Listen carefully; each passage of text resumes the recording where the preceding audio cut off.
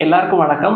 மீண்டும் மெய்ப்பொருள் காண்க தளத்திற்கு எல்லாரையும் நான் வரவேற்கிறேங்க. இன்றைய பதிவுல 2 விஷயத்த பத்தி நம்ம பேசணும்னு நெனச்சேங்க. ஃபர்ஸ்ட்டு கிளப் மஹேந்திரா அப்படின்ற நிறுவனம், அவங்களோட பிசினஸ் என்ன? அத பத்தி நம்ம பேசலாம்னு பார்த்தோம். ஃபியூச்சர் ஸ்கோப் அவங்களுக்கு எப்படி இருக்கும்?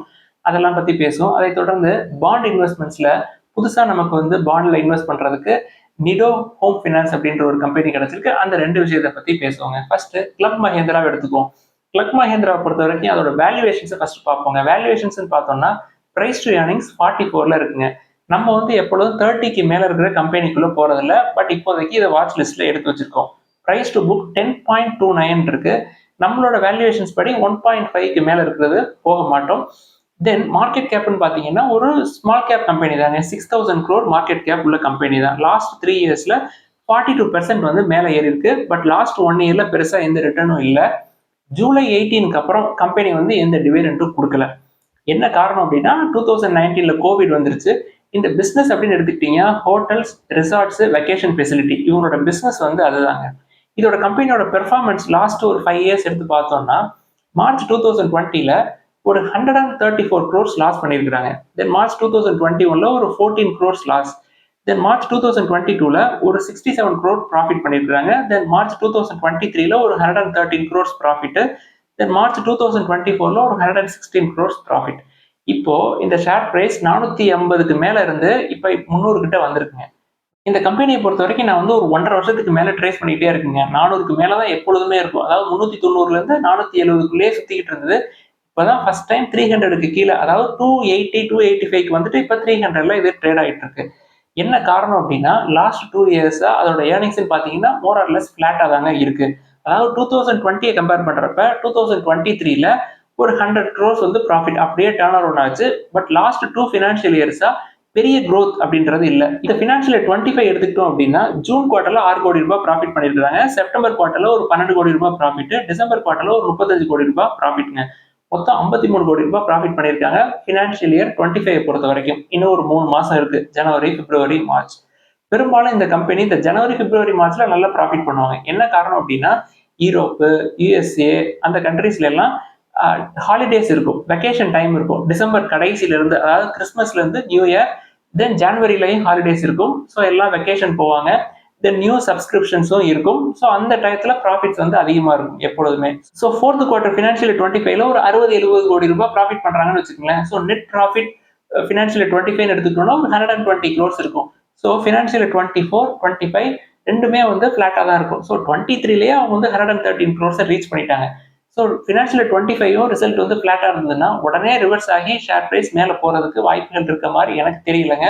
அதனால நம்ம என்டர் ஆகுறதுக்கு ஏதாவது வாய்ப்பு கிடைக்குமோ அப்படின்ற ஒரு ஆர்வம் எனக்கு இருக்குங்க. கம்பெனியோட ப்ரொமோட்டர்ஸ் யாரு அப்படின்னு பார்த்தா மஹேந்திரா அண்ட் மஹேந்திரா தாங்க. அதாவது மஹேந்திரா அண்ட் மஹேந்திராங்கிறது ஹோல்டிங் கம்பெனி. அவங்க தான் ஃபர்ஸ்ட் ப்ரொமோட்டரா இருக்கிறாங்க. 66% ஸ்டேக் அவங்க வச்சிருக்காங்க. எஃப்ஐஐஸ் தொடர்ந்து கொஞ்சம் கொஞ்சமா ஸ்டேக் இன்க்ரீஸ் பண்றாங்க. டிஐஎஸ் கொஞ்சம் கொஞ்சமா கீழே இறக்குறாங்க. ஸ்டேக்கை குறைக்கிறாங்க. 1 இயர்ல 22% கீழே விழுந்திருக்கு. இவங்களோட பிசினஸ் அப்படின்னு எடுத்துக்கிட்டீங்கன்னா ஹோட்டல்ஸ், ரிசார்ட்ஸ், தென் வெக்கேஷன் ஃபெசிலிட்டி இந்த 3 தான் அவங்க பிரைமரியா ஃபோக்கஸ் பண்றாங்க. இந்தியால, ஏசியால, யூரோப்ல, யூஎஸ்ல இங்க எல்லாமே இவங்களோட சப்சிடரி கம்பெனிஸ் இருக்குங்க. இந்த கம்பெனியோட பிசினஸ் மாடல் அப்படின்றது என்னன்னா மெம்பர்ஷிப் பிளான்ங்க. அதாவது வெக்கேஷன் ஓனர்ஷிப் ப்ராடக்ட். இப்போ மெம்பர்ஷிப் அப்படின்னா நீங்க 5 இயர்ஸ் மெம்பர்ஷிப் போட்டுக்கலாம், இல்ல 10 years membership, 15 years, 20 years, 30 years வரைக்கும் மெம்பர்ஷிப் எடுத்துக்கலாம். நீங்க மெம்பர்ஷிப் எடுக்கிறீங்கன்னு என்ன அர்த்தம்? நீங்க நெக்ஸ்ட் 10 இயர்ஸ்க்கு ஒவ்வொரு வருஷமும் ஒரு 7 நாள் நீங்க ஒரு இடத்துக்கு ட்ரிப் போவீங்க அப்படின்னா அங்க இருக்கிற இந்த வெக்கேஷன் ஃபெசிலிட்டி, தென் அங்க இருக்கிற ரிசார்ட்ஸ், ஹோட்டல்ஸ், இவங்களோட ரிசார்ட்ஸ், இவங்களோட ஹோட்டல்ஸ், இவங்களோட வெக்கேஷன் ஃபெசிலிட்டிஸை நீங்க யூஸ் பண்ணிக்கலாம். அந்த மாதிரியான திட்டம்ங்க. இப்போ 5 இயர் பிளான் நீங்க போடுறீங்கன்னு வச்சுக்கோமே, நீங்க நெக்ஸ்ட் 5 இயர்ஸ் நீங்க அந்த ஃபெசிலிட்டியை யூஸ் பண்ணணும் ஃபர்ஸ்ட் திங். தென் அந்த 5 இயர்ஸ்க்கு நீங்க மெம்பர்ஷிப் வாங்குறதுக்கு ப்ரியராகவே ஒரு அமௌண்ட்டை கொடுத்துருவீங்க. இப்போ மினிமம் மெம்பர்ஷிப் அப்படின்னா இவங்க 4.02 lakhs வச்சிருக்காங்க. தென் ஜிஎஸ்டி அதெல்லாம் போட்டோம், டாக்ஸ் எல்லாம் போட்டோம்னா ஒரு 4.5 லட்சம் ரூபாய் வருங்க. இதான் மினிமம். அது 5 வருஷத்துக்கா 10 வருஷத்துக்கான எனக்கு தெரியாது. பட் மெம்பர்ஷிப்ல மினிமம் அமௌண்ட்டே 4 lakhs பக்கமா இருக்கு. பிளஸ் ஜிஎஸ்டி அதெல்லாம் இருக்கும்னு நினைக்கிறேங்க. ஸோ இந்த மெம்பர்ஷிப் சப்ஸ்கிரிப்ஷன் அப்படின்னு எடுத்துக்கிட்டோம்னா மார்ச் 31, 2024ல கிட்டத்தட்ட 3 லட்சம் மெம்பர்ஸ் இருக்கிறாங்க. அதாவது 3 லட்சம் பேர் ஏதோ ஒரு சப்ஸ்கிரிப்ஷன் எடுத்துருக்காங்க கிளப் மஹேந்திரால. அதாவது அவங்க இன்னும் போக வேண்டிய காலம் 5 வருஷம், 10 வருஷம், 15 வருஷம், 30 வருஷத்துக்கு சப்ஸ்கிரிப்ஷன் எடுத்துக்கிட்டாங்கன்னா அதுக்கான ப்ரியர் அமௌண்ட்டை ஏற்கனவே கிளப் மஹேந்திராட்ட அவங்க கொடுத்துருப்பாங்க. ஸோ இந்த பணத்தை வச்சு அவங்க பிசினஸை வந்து டெவலப் பண்றது, புதுசா ஹோட்டல்ஸ், ரிசார்ட்ஸ், வெக்கேஷன் ஃபெசிலிட்டிஸ உலகம் முழுக்க ஏசியா, யூரோப்பு, யூஎஸ்ல எல்லாம் டெவலப் பண்றதுங்க. பினான்சியல் 24 முடிவுல, அதாவது மார்ச் 31, 2024 முடிவுல இவங்களோட ரூம் இன்வென்டரி அப்படின்னு எடுத்துக்கிட்டோம்னா 5327 யூனிட்ஸ் இருக்கு. இந்த ரூம் இன்வென்டரிய நாங்க வந்து 10,000 மாத்துவோம் அப்படின்னு சொல்லியிருக்காங்க. பினான்சியல் 29, 30க்குள்ள ஒரு 10,000 யூனிட்ஸ் வந்து நாங்க டெவலப் பண்ணிடுவோம் அப்படின்னு சொல்றாங்க. அதுக்காக ஒரு 4,500 crores நெக்ஸ்ட் 5 to 6 இயர்ஸ்ல இன்வெஸ்ட் பண்ணுவோம் அப்படின்னு சொல்லி இந்த நிறுவனத்தினுடைய இந்த குழுமத்தினுடைய தலைவர் ஆனந்த் மஹேந்திரா அவர்கள் ஏற்கனவே சொல்லியிருந்தாருங்க. இப்போதைக்கு இவங்களோட ரிசார்ட்ஸ், அதாவது கிளப் மஹேந்திரா, தென் கிளப் மஹேந்திராவோட சப்சிடரி கம்பெனிஸ் எல்லாம் சேர்த்து ஒரு 153 ரிசார்ட்ஸ் வச்சிருக்காங்க.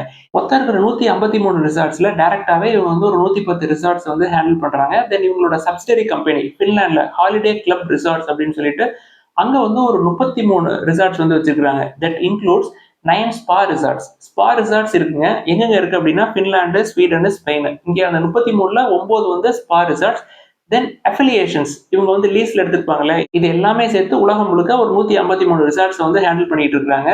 அடுத்து இவங்களோட ரீசெண்ட் இன்வெஸ்ட்மெண்ட்ஸ் அப்படின்னு பார்த்தோம்னா கடைசியா ஒரு 3 இன்வெஸ்ட்மெண்ட் பண்ணியிருக்காங்க. அதாவது தமிழ்நாடு கவர்மெண்டோட சேர்ந்து ஒரு 800 கோடி ரூபாய் இன்வெஸ்ட் பண்றதுக்கு அக்ரிமெண்ட் சைன் பண்ணியிருக்காங்க நெக்ஸ்ட் 5 to 6 இயர்ஸ்ல. அதாவது இங்க இருக்கக்கூடிய டூரிஸ்ட் ஸ்பாட்ஸ், அதாவது இங்க ஊட்டி, கொடைக்கானல் அங்க எல்லாம் புதுசா ரிசார்ட்ஸ் தென் வெக்கேஷன் ஃபெசிலிட்டிஸ் வந்து ஏற்படுத்துறதுக்கு ஒரு 800 கோடி ரூபாய் இன்வெஸ்ட் பண்றதுக்கு ஆனந்த் மஹேந்திரா அவர்கள் சொல்லியிருந்தாரு இப்போ ஒரு 2 மாசத்துக்கு முன்னாடி. தென் சென்ற ஆண்டு உத்தரகாண்ட் கவர்மெண்டோட ஒரு எம்ஓயு சைன் பண்ணியிருந்தாங்க. அங்க ஒரு 1000 கோடி ரூபாய் இன்வெஸ்ட் பண்றதுக்கு நெக்ஸ்ட் 5 to 6 இயர்ஸ்ல. அதே மாதிரி ஒடிசா கவர்மெண்டோட ஒரு எம்ஓயு சைன் பண்ணியிருந்தாங்க ஒரு 500 crores இன்வெஸ்ட்மெண்ட்ஸ்க்கு to develop resorts, hotels and vacation ஃபெசிலிட்டிஸ்க்காக. ஸோ நம்ம கிட்ட இப்போதைக்கு இருக்கிறது வந்து ஹோட்டல் செக்டார், ஹோட்டல் பிசினஸ் அப்படின்னு எடுத்துக்கிட்டோம்னா ஐடிசி ஹோட்டல்ஸ் மட்டும்தாங்க இருக்கு. அதுவும் என்ன வேல்யூவேஷன்ஸ்ல இருக்குன்னு தெரியல, கன்சிடர் பண்ண முடியுமா அப்படின்றது ரிசல்ட்ஸ் Q4 ரிசல்ட்ஸ் எல்லாம் வந்தாதான் தெரியுங்க. ஸோ வேல்யூவேஷன்ஸ் அப்படின்றப்ப ரொம்ப அதிகமா இருந்தாலும் கூட க்ரோத் ப்ராஸ்பெக்ட்ஸ் இந்த ஹோட்டல்ஸ், ரிசார்ட்ஸ்க்கு நல்லா இருக்கு அப்படின்றது என்னுடைய வியூ பாயிண்ட். இந்த நிறுவனத்தை பொறுத்த வரைக்கும் என்கிட்ட வரக்கூடிய கேள்விகள் என்னன்னா, நம்மளோட வேல்யூவேஷன்ஸ்க்கு எந்த விதத்திலையுமே ஒத்து போகாததே இருக்கு சார். ரொம்ப அதிகமா இருக்கு பிஇ, பிரைஸ் டு புக் ரொம்ப அதிகமா இருக்கு. அதனால நம்ம வந்து இதை கண்டிப்பா கன்சிடர் பண்ணணுமா அப்படின்னு சொல்லி கேட்கறாங்க. நம்ம கன்சிடர் பண்றதுக்கு இன்னும் கீழே இறங்கணும்னு சொல்லியிருக்கோம். இன்னும் ஒரு 50-60 ரூபாய் கீழே இறங்கணுங்க. ஸோ அமெரிக்கால ரீசெண்டா ஒரு 14% பக்கமா மார்க்கெட் கீழே விழுந்திருக்கு கடைசி ஒரு மாசத்துல. இந்த 13% நிப்டி 50 6 மாசமா கீழே இறங்குதுங்க. ஸோ நிப்டி 50 இன்னும் ஒரு 10% கீழே இறங்குதுன்னு வச்சுக்கோங்களேன். கிளப் மஹேந்திரா அந்த MHRIL அப்படின்ற கம்பெனி இன்னும் வந்து ஒரு 10% 20% விழுகிறதுக்கு சான்சஸ் அதிகமா இருக்கு. ஏற்கனவே லாஸ்ட் 1 இயர்ல ஒரு 22% கீழே விழுந்திருக்கு. ஸோ நிப்டி 50 இறங்குறப்ப இதுவும் கீழே விழுவும். இதை வந்து நம்ம பார்த்து வச்சுக்குவோம். பிஇ வந்து 30க்கு க்ளோஸா வருது அப்படின்னாலே நம்ம 1, 2 கன்சிடர் பண்ண ஆரம்பிச்சிடலாம். எதுக்கு அப்படின்னா இந்த செக்டார்ல மற்ற கம்பெனிஸ்ல வந்து ரொம்ப ஓவர் வேல்யூடா இருக்குங்க இப்போதைக்கு. இந்த கம்பெனியை பொறுத்த வரைக்கும் ப்ரொமோட்டர்ஸும் நல்ல ப்ரொமோட்டர்ஸா இருக்காங்க, ஸ்ட்ராங்கான ப்ரொமோட்டர்ஸ்.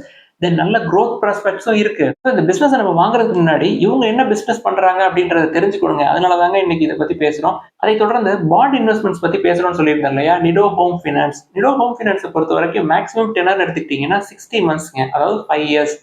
நீங்க வந்து மேக்ஸிமம் பாண்ட் அப்ளை பண்ணணும் அப்படின்னா 5 yearsக்கு போடலாம். ரிசல்ட் ரேட்டிங் வந்து A+.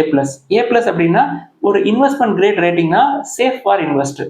நம்ம வந்து இன்வெஸ்ட்மெண்ட்டை, பாண்ட் இன்வெஸ்ட்மெண்ட்டை பழகணும் அப்படின்றதுக்காண்டி தாங்க இதை ஃபர்ஸ்ட் என்டர் ஆகும்.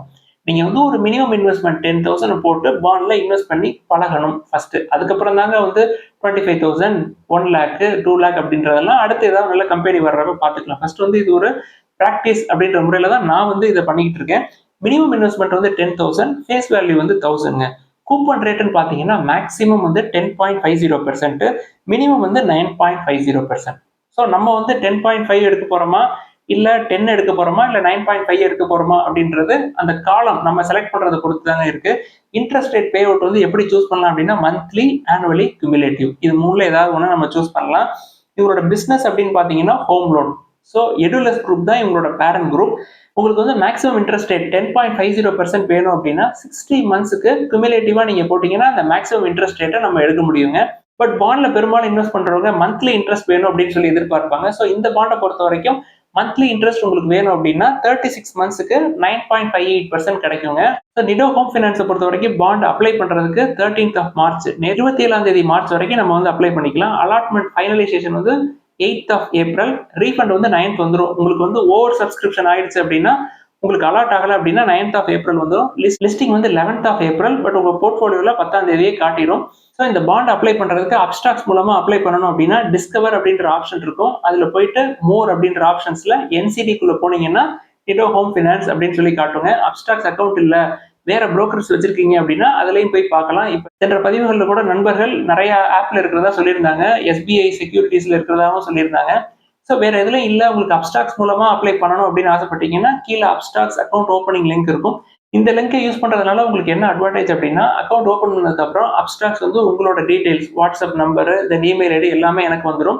உங்களை வந்து ரெகுலரா இன்வெஸ்ட்மெண்ட்ஸ்க்கு கைட் பண்ண சொல்லி அப்ஸ்ட்ராக்ஸ் வந்து என்னைய டைரக்ட் பண்ணுவாங்க.